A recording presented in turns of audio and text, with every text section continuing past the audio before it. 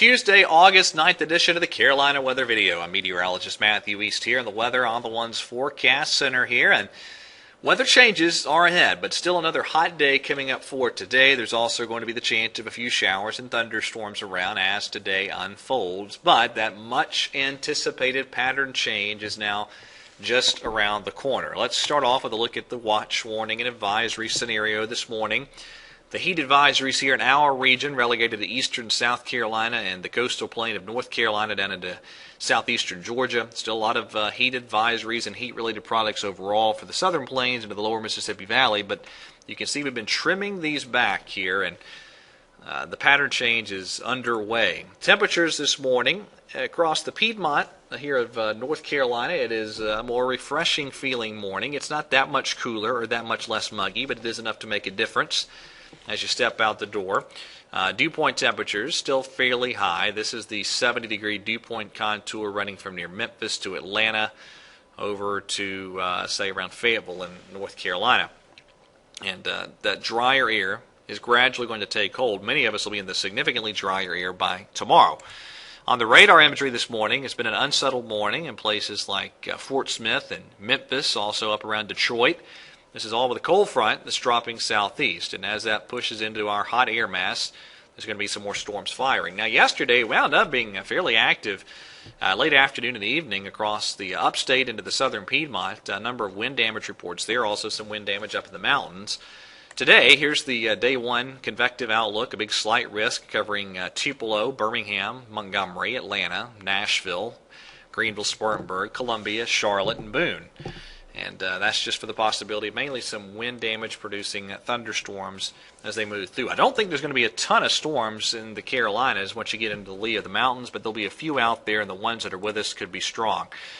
Now here's the upper air chart today off the European model.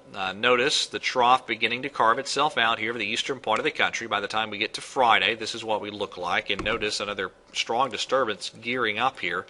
These two pieces of energy, actually on most of the modeling, wind up phasing, and the result here is a nice trough in the eastern part of the country by Monday of next week. So let's take it day by day here. This is the GFS, and notice it is not printing out very much precip at all here across our region. But again, I think there'll be a few showers and storms out there.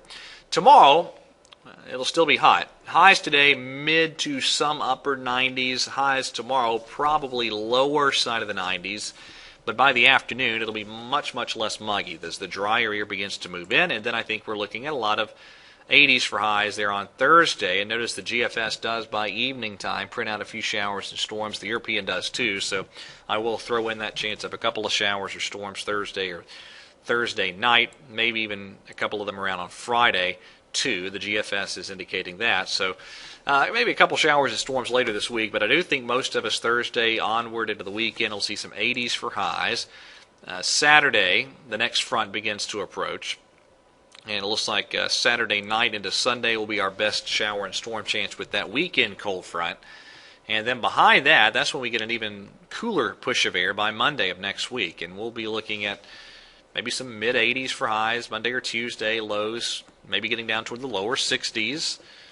By especially Tuesday morning. So we will see that nice push of cooler air settle in. No sign of the heat wave returning at least over the next 10 days or so. And of course we're getting deeper and deeper into August, getting closer and closer to more significant cold fronts, and I don't think anybody's going to complain about that. Tropics pretty quiet. Nice little flare up of storms there east of Bermuda, and that's sort of the remnants of Emily.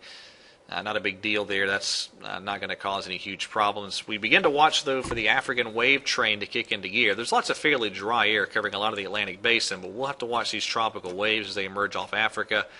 And we are getting into that Cape Verde hurricane season here, where you have to watch these tropical waves as they could try to develop in tropical systems.